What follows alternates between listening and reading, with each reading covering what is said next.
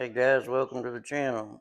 Here's I'm gonna do a video here, do a run through of some switchblades. I got some lever locks, got some regular stiletto types, got some old switchblades from the 40s and 50s. I got some OTFs, and I also got some butterfly knives out here, or some balisong, however you want to call them. But I'll do a quick run through of them here for you. Here's an older one. Um, got the bone handle on it. It's a lever action. It's a Springer. If you make it out there, that's all it says on there. I don't know if this is it doesn't say on it. I don't know if this is a German made one or if this is Japan or what, but it's an old one. I'm going to say from probably maybe the 50s or 60s. I'm not real sure on this one, but I'll show it to you there. If you can get a better look at it. There's the back of it. There's the lever on the side. There it is. And then I'll show you. There it should be. And then I got some other ones here I'll work on down the line. This one here is a blue pearl handled lever lock. You flip the lever down here. I'll show you the other side. And then you push down your lever. And but that's this one. There's a blade on this side. This is a more modern one. Here's what a lever lock's supposed to do. When you close it, watch that lever there as you close it. It's supposed to fold back in place, but a lot of times when they get a lot of wear and tear on them, they don't do that. There's another one here. This one's a handmade. Pretty one. It's got the file worked back straps on it. Those little divots you see down through there, they do that with a file. Round tail, rat tail file, round file, whatever you want to call it. But that's, and then the fine cuts are done with a regular file, but that's what they call file worked back strap. But here it is, got brass bolsters and stuff on it. It's a heavy knife. Got pretty laminated wood handles under grips, and it's got a Damascus blade. It didn't pop all the way open. I need to oil it. But there it is. Get that Damascus blade on it. Dagger tip. And then the one next to it is similar to that one. It's got the laminated, it's like a bluish colored handles. It's got the file work back straps in it, or back strap. There's the other side of the handle. And this one here's a big one. If you ain't careful, this one here will jump out of your hand. I'll show you a little better view of it. Yeah, this one here's got a spring in it. It's got the Damascus blade in it too. There's a Damascus pattern in it. Pretty. It's a lot of work doing that Damascus. I do blacksmithing. That's a lot of work. Damascus looks pretty, but it's hard to maintain. It's like a gun. You got to keep it oiled. If you don't keep it oiled, it'll rust on you quick. And if you ever get them wet, you better get them wiped off and get them wiped down with oil. If you let them sit very long, if they've been wet, they'll rust. And here's another one. Here's another stiletto type. This one, see how long it is? I want to say this one's 11 inches or 12 inches when it's completely opened. I can't remember exactly. It's either 11 or 12 inches. I'll show you real quick before I open it. That's the long one, this one here. And then you got your standard size. And then you got a Milano here, or not a Milano, but an AKC. It's a 3.5 inch, I believe. It's a little shorter than the average. That's my favorite style, is the little short one, a little bit shorter. It fits my hand better. The other ones, they feel all right. They're just a little awkward. But the smaller one, like I think it's 3.5 inch or 3.25, something like that. To me, they always felt best in my hand. Here's the long one. I'll show this one to you. Show you how compared it is to the hand. It's pretty good size. They used to have one of these. It was a German one when I was a kid.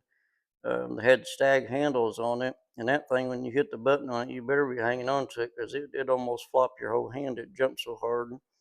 Uh, I traded that to my grandpa years ago, and I don't know what he ever done with it. He's passed away now, but I've tried finding that knife for years, and I ain't never been able to come back across it. Ain't no telling what happened to it. But here's this one, and it's got the swing bolster on it. It's how you close it. You push just the one side here. Just one side of your bolster or finger guard, whatever you want to call it there. That's how you close the blade on it. And then here's another one that's got like a mother of pearl, or some people call them eye sandals, mother of pearl, whatever you want to call them. But it pretty. There's that. It's got the blood groove down the blade there. And then we got the next one here beside it. It's got black, I believe it's what I think it's black or dark brown, but it's black, wood grips on it. It's got the similar style blade in it.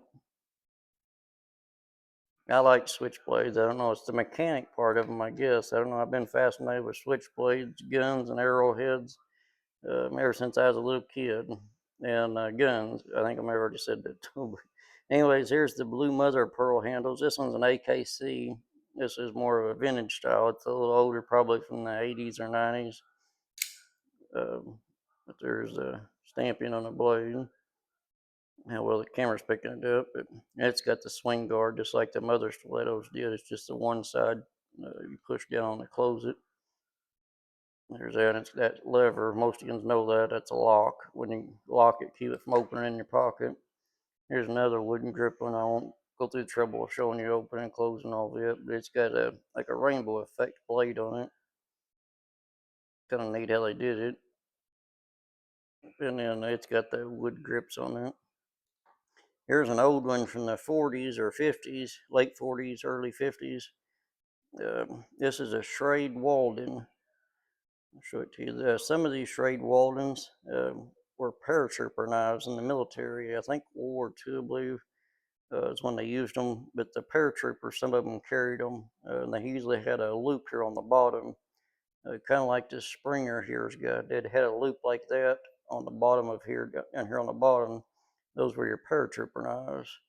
But it would have been the same exact style. This. Hang on a second, my phone.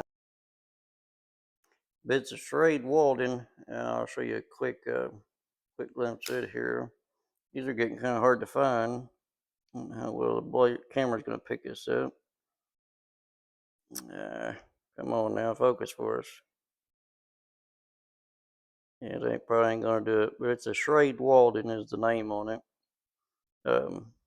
Like I said, it's from late 40s, early 50s, but that's it. The camera ain't going to focus on it. And this one here, I used to call them fishing knives or tackle box knives. This one's probably from the 50s, maybe 60s, somewhere in there. But yeah, it gets a little lock on here and then your button. And this is made by Armstrong. Or not Armstrong, Arm & Hammer. I think that's what it is. It's got a guy making a muscle on there. I don't know how well blade or the camera's going to focus on or not. There you go. You can kind of see it there. But that's an old one too. These weren't as well made. And then we got another one here. It's the OTF. Get it the right way here. It's a Benchmade. Yeah, and it's a little beat up. It's one I carried for a while. But there's the blade on it. It's Benchmade, and then on the back, I think it says McHenry, however you want to pronounce it. But there's that one.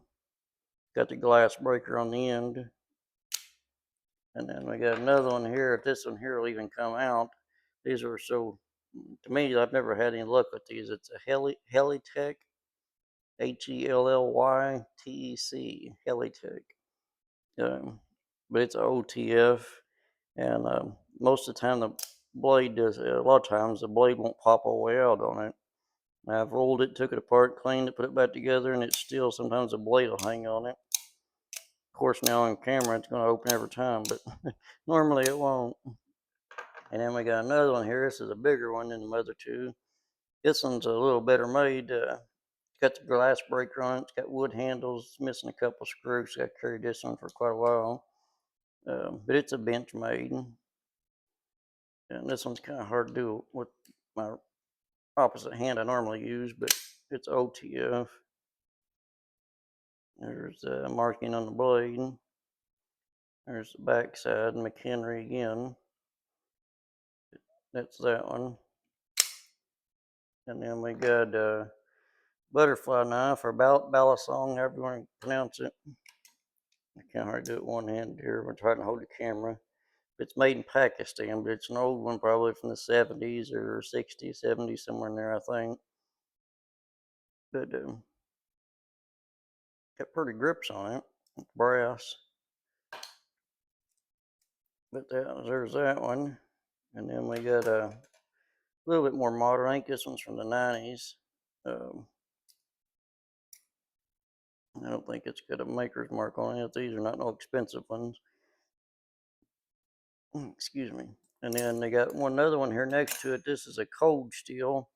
This is made out of, I can't remember the name of plastic it is. It's some kind of, I think it's airplane grade plastic, but it'll go through a metal detector. It doesn't have no metal at all in it whatsoever. The lever, your pins, uh, everything is all made out of this. It's a really high grade durable plastic. It's extremely strong. It's got the serrated teeth on the blade. Well, the camera's picking it up there, and it's got a reinforced tip on it. And for a plastic, that sucker, they're sharp. But it would definitely hurt somebody if you had to. But like I said, it's solid plastic, or whatever it is, reinforced fiber. I don't know what it is, but it's plastic to me, is what it looks like. But it's well made. But that one's there, it's made by Cold Steel. I can't remember the exact model of it, but it's a Cold Steel is the brand that makes that one. But anyways, that's the ones I had out here today. I'll get some more out later and show you sometime. I got probably, I think it's around 200 or a little over 200 more videos on the channel of knives and arrowheads and guns, different guns, and hiking videos. And we do a little bit of everything on the channel. I'm going to be doing a lot more stuff too. So if you're already subscribed, if you don't care, do so. And don't forget to hit the like button. It's not that hard. Just reach across the screen, hit the like button. Reach over and tickle it. You know you want to tickle it. Thanks for watching. Catch you later. Over and out.